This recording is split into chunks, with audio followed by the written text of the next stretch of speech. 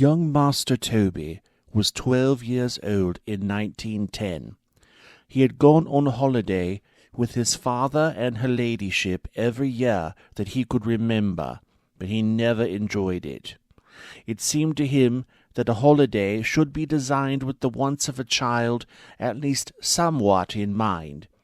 Indeed, he'd heard her ladyship say as much to his father, first sweetly, then pleadingly, then with growing irritation. Yet that summer's holiday was shaping up to be no better than any other. They were at sea, of course, because that was where father liked to be. Toby could have whatever he liked when they were at sea, because the crew could not say no to him.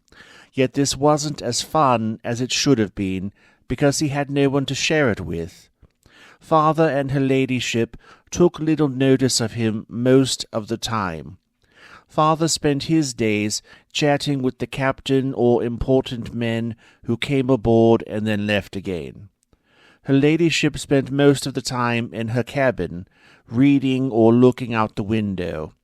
Sometimes when Toby went to knock, he heard her quietly crying inside, and he was old enough to understand that she already regretted the new marriage.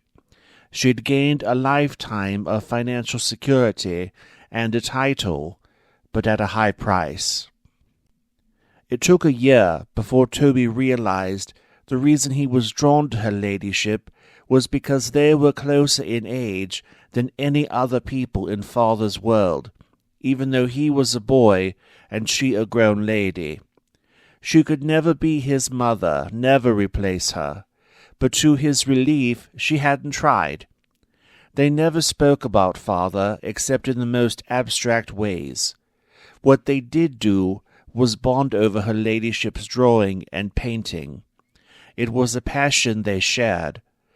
Toby was forbidden by his father to indulge in such unmanly and impractical pursuits, but her ladyship was quite talented. Toby liked to watch her work, and she seemed to appreciate the company. When she fell ill in the second week of their voyage, Toby stole her art supplies, and while she had to know it was him, she did not tell on him.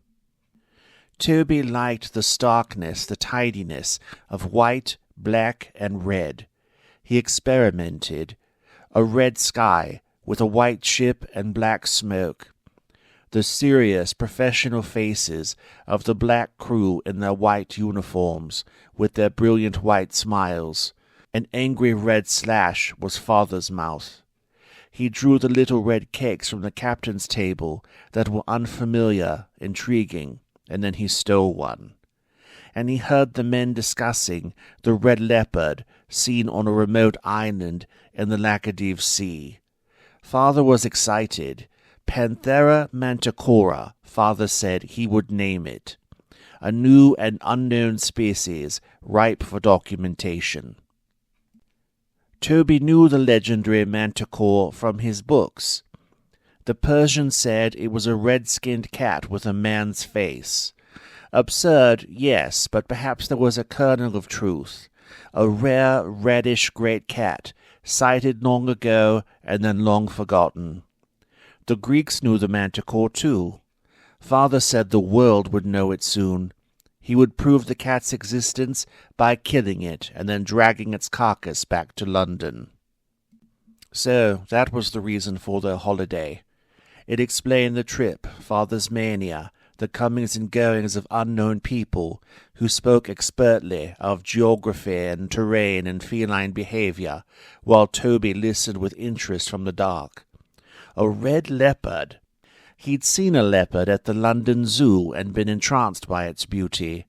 He'd been very small then, and the cat had stalked back and forth behind its bars, eyeing Toby.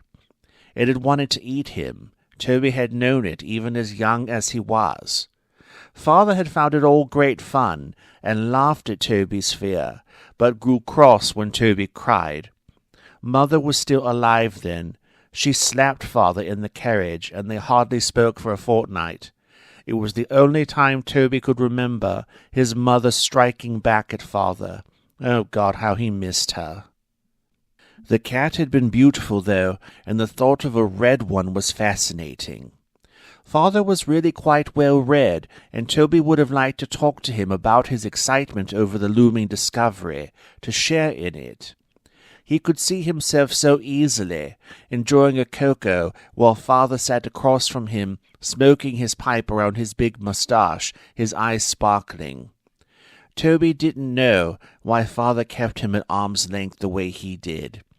If he was to inherit the earldom some day, shouldn't his father already be teaching him? Shouldn't his apprenticeship have begun at birth? Maybe that made Father reflect too much on his own mortality. Regardless, it was simply how it was. Distance was their relationship. Father had been on safari before, hunting tigers and lions in Africa. Toby thought this would be much the same, with her ladyship and himself staying on the ship, somewhat bored but at least free, while Father traipsed about the brush for a couple of days. Imagine Toby's horror at dawn on the day of their arrival at the island, when Father woke him and said he would come along this time. Toby had already learned to load and fire a gun, but now he would learn to kill with one. Toby wanted to burst into tears. He wanted to sleep. He very much did not want to kill the beautiful red leopard, and beyond that, he was terrified of it, remembering the way the leopard at the zoo had looked at him with such undisguised hunger. Yet he knew it was hopeless to reveal his feelings to Father, and would likely get him struck if he tried. So he remained stoic, as this was what Father wanted, and he dressed himself. He thought of her ladyship's paints and charcoals hidden under his bed, the day he thought he would spend with them, and deep inside he wept. Their ship had sailed as close to the island as it might, and rowboats would have to take the hunting party to the beach from there. Father was on deck barking out orders. He was dressed for safari, in a pith helmet, a camel-colored drill jacket, shorts, and leather boots.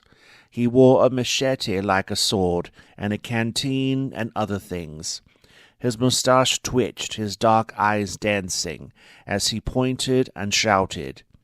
Toby was dressed to match him, while the crew, a few Englishmen, the rest Indian or African, wore similar gear, but in white cotton.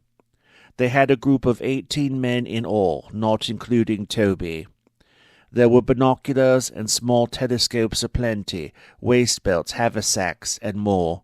Most of the men carried huge ball rifles suitable for large game, while a few had bayonets and pistols. One had a camera to take photographs of the carcass. Toby had a bush knife and a miniature rifle he'd learned to clean and shoot, which to him seemed like it would be useless as a baby's toy against a large cat. Toby and Father were in the last group of people ferried to shore. Father went on giving orders to someone about something. It never stopped. Her ladyship was still aboard, watching them go. She caught Toby's eye and gave a gentle wave with her handkerchief. Hers was a small white face in a white dress with a giant white hat. Toby realized he would like to paint her looking like that. He waved back to her, grateful for her, but she still was not his mother. The men were making a base camp on the island, just a short distance inland from the beach. There was little for Toby to do but sit around and wait to be commanded. He had been briefed on nothing, and had no training in any of the activities the men were engaged in. rigging up a lean-to command post, starting a fire, scouting the area. Stools and a few small tables had been brought from the ship, and he sat on one near the outskirts of the action, waiting. The ship seemed far away now, and he wished he was there instead. He wondered what her ladyship was doing. He hoped she was feeling better, and that she was painting. He hoped she would enjoy an entire day, free from her misery of a husband. The men were still setting up camp and doing patrols as afternoon turned toward evening, and the winds off the sea started to pick up, carrying the smell of salt. The stars twinkled beautifully in a clear sky. Toby had been traveling all his life, yet he had to admit that this was a place of rare beauty. He was admiring the stars, picking out the individuals and constellations he knew, when a man's shrill scream erupted from the center of camp. Toby looked and saw a giant red cat hunched among the men.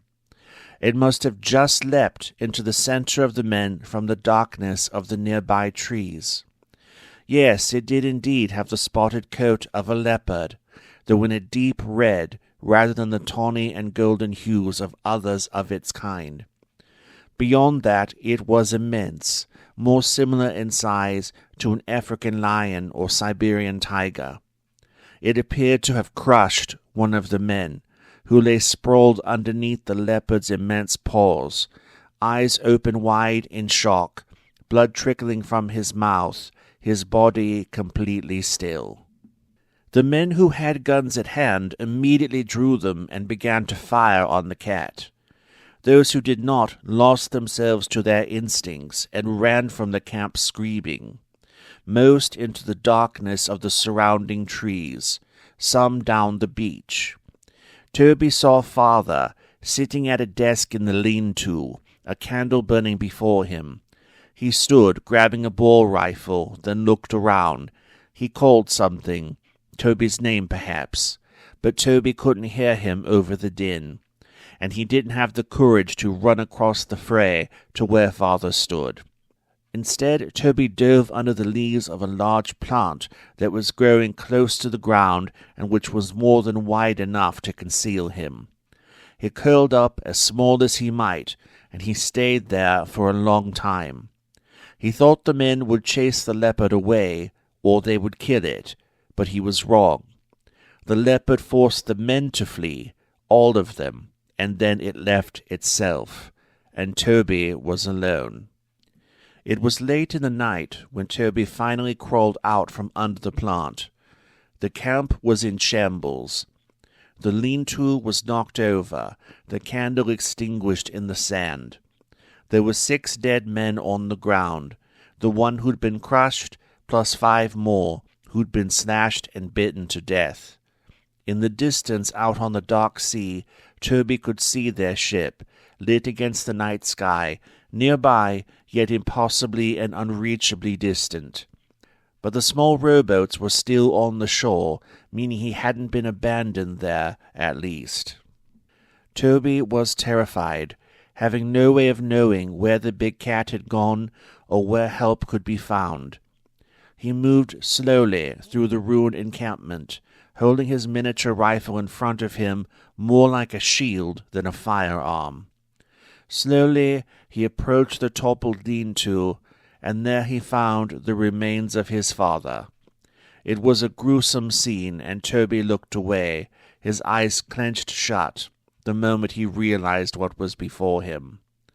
He didn't feel especially sad at the loss. It was simply a horror to see that done to a human body.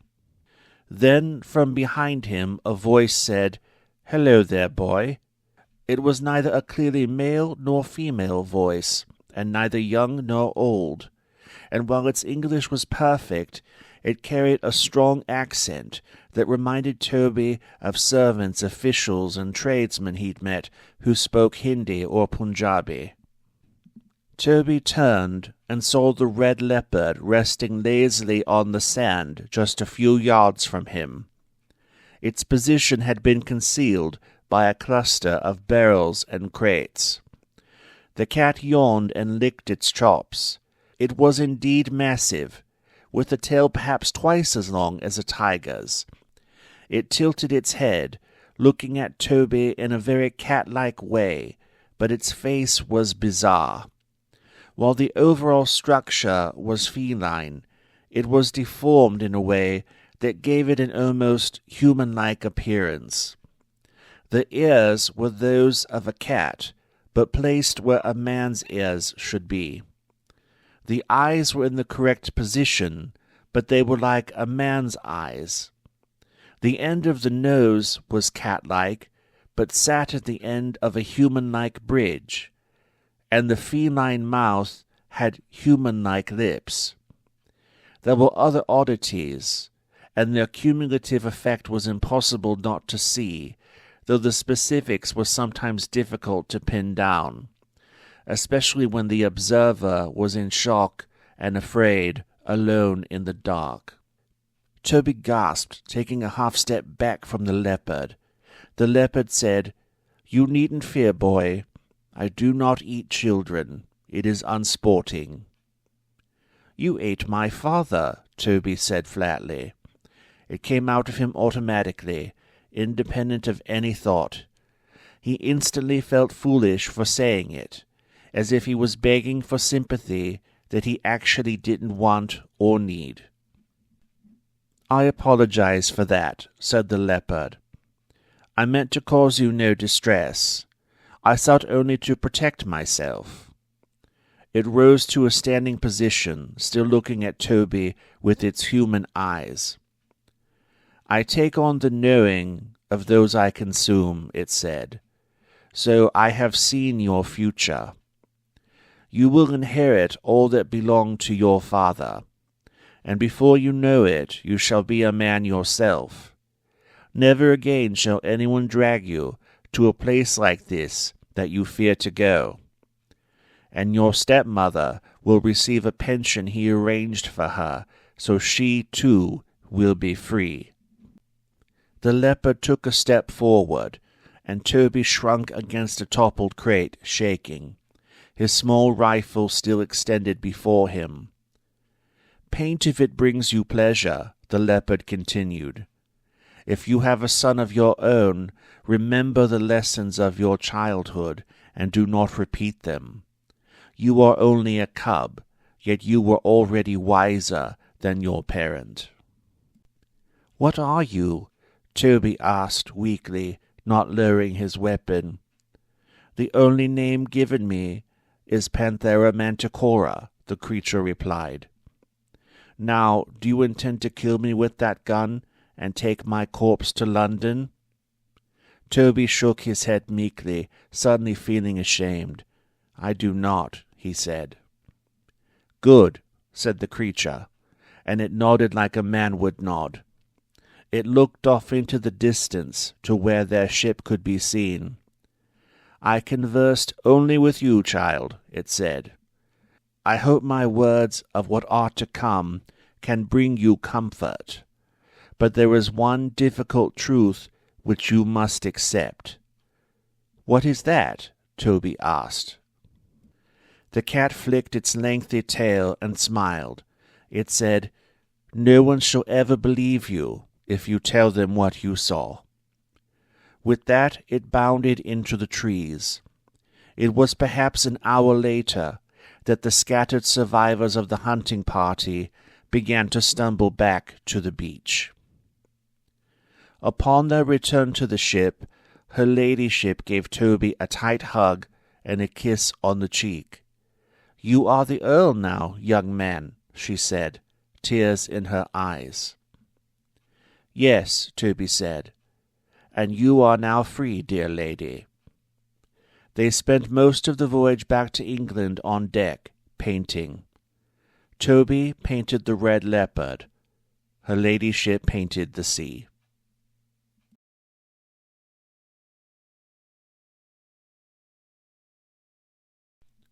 Mort had been in southern China once before as a boy. It was 1910, his first big game hunt, the first of hundreds. a trip on which he'd bagged the first of many heads that now lined the walls of his California lodge, that of a clouded leopard.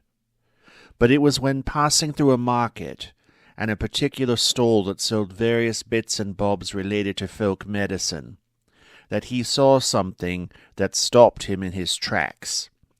It was a piece of tiger pelt, about 9 inches by 5 inches, stretched between sticks and hung on a string. But rather than the usual deep orange, or even the less common pale gold or pure white, the fur was a silvery grayish blue.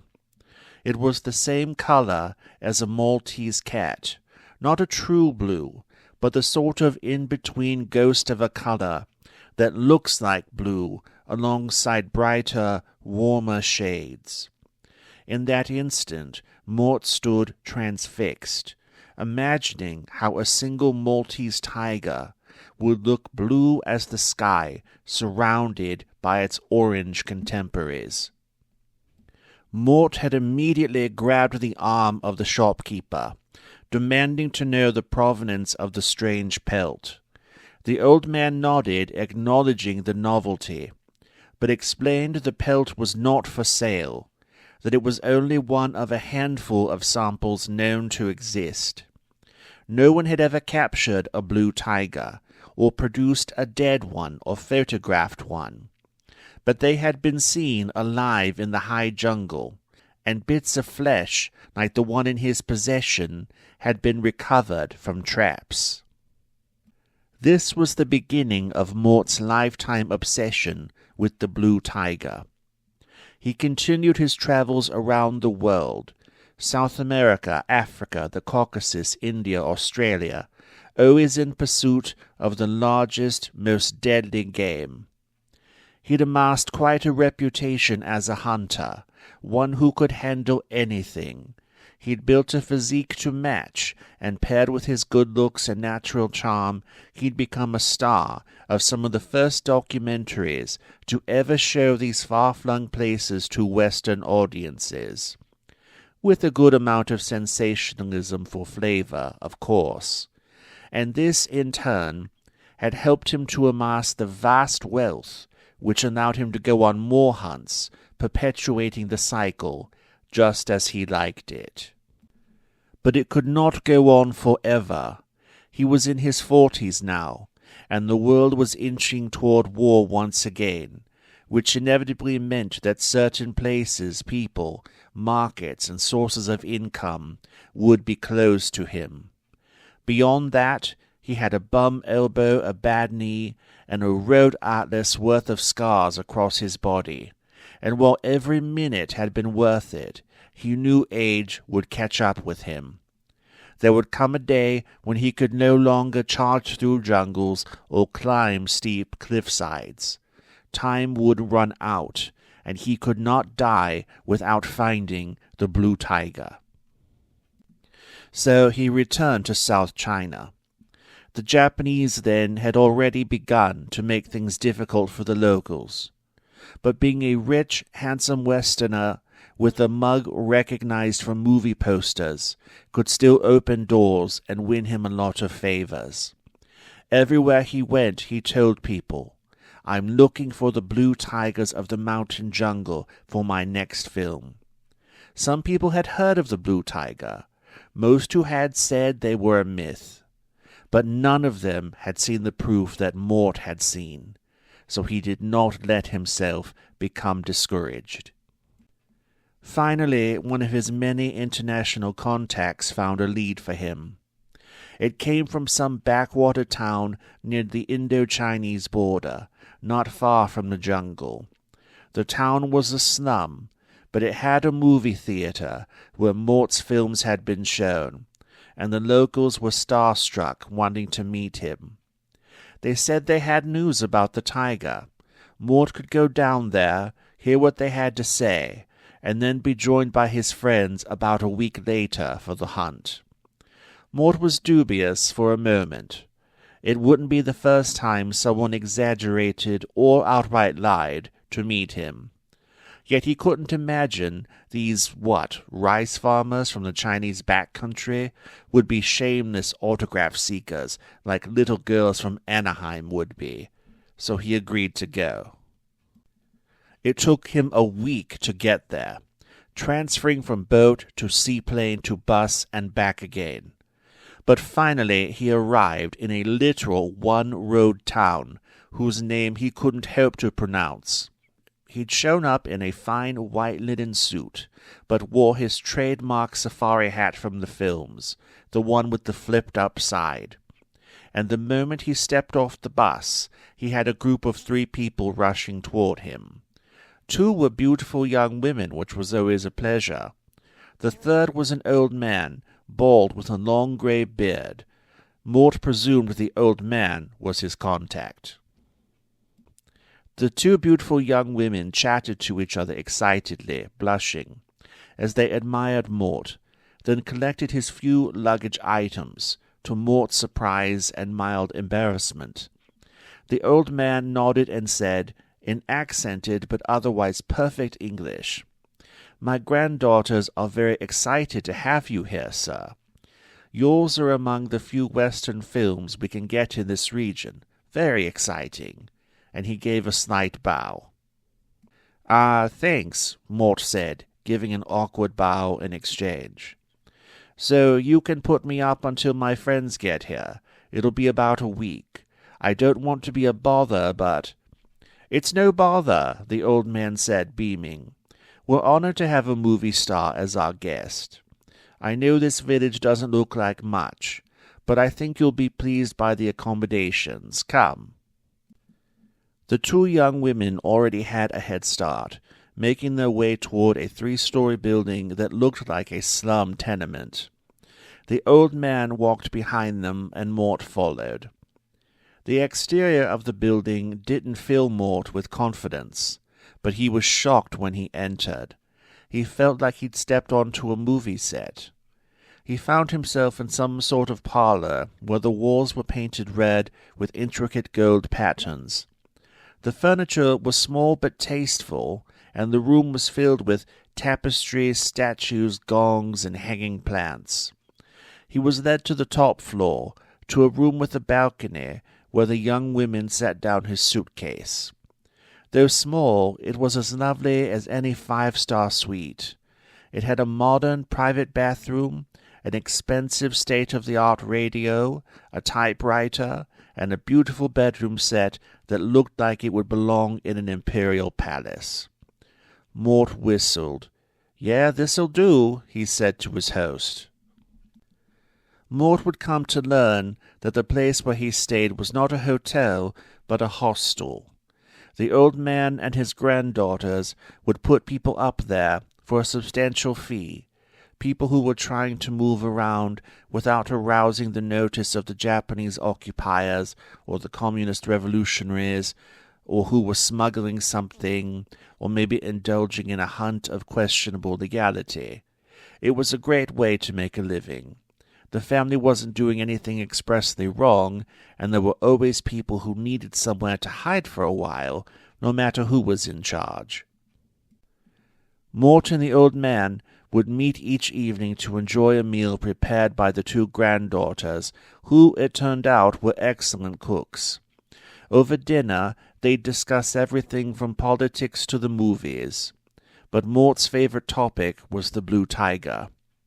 The old man was slow to reveal what he knew, initially smirking at Mort over his pipe, and asking why Mort cared so much about such an obscure topic. But of course he knew. He'd seen too many of Mort's movies not to. "You want another trophy," the old man said. "Is that really all that brought you here? What if you killed the only example of such a beautiful animal? Would it be worth it? Really think on that before you answer." But Mort laughed. "You don't understand the hunter's mind," he said. "If there's only one, then that makes me want it even more. I take no pleasure in it dying, no longer existing. But it's the only way to document it, to preserve it for all time. If we don't, it will live out its natural life in these jungles, and then no one will ever see it, never experience its beauty. It's such a waste. And if it's to be documented, then of course I want to be the one to do it." "Why?" the old man asked simply. Mort laughed again. "Why? Well, because to catch the only example of something, that's the mark of a great hunter. It makes you a legend, a hero, and with that comes wealth too, and more opportunities."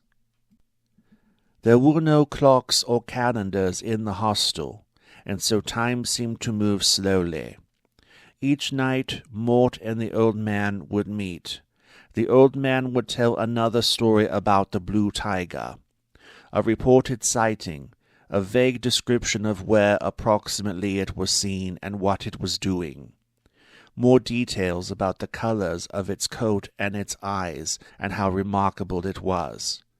With each new detail, each new story, Mort found himself becoming more desperate to see the creature in real life, and yes, to bag it.